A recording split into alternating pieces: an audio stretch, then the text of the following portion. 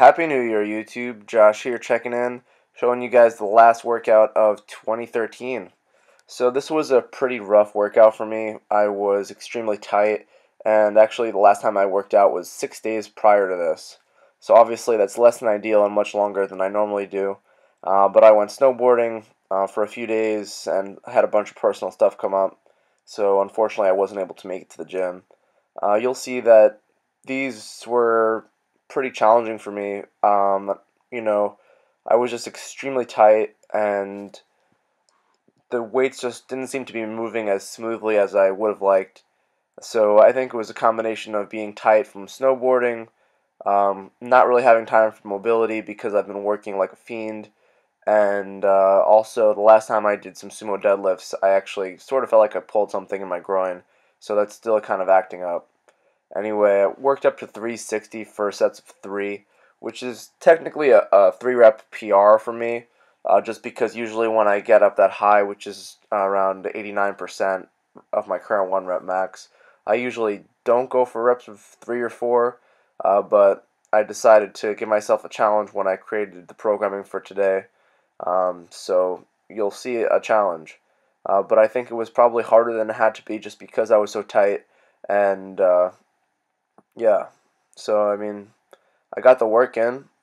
I didn't miss any reps, which is always a good thing, but I overall wasn't very happy with how my squats looked.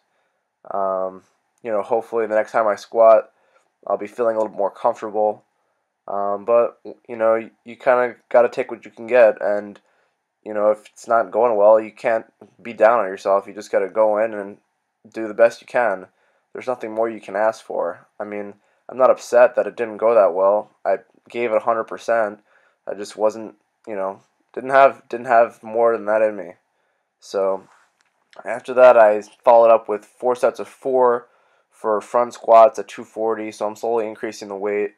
Starting to feel more comfortable with the front squat. I'm feeling more comfortable holding the bar closer to my neck. Really kind of resting much closer to my neck than I'm used to. I didn't show all the sets of front squat because that's just boring. I moved on to some slingshot bench, and essentially the progression was 230 for a set of 4, 240 for a set of 3, and then the plan was to do 250 for 3 sets of 2.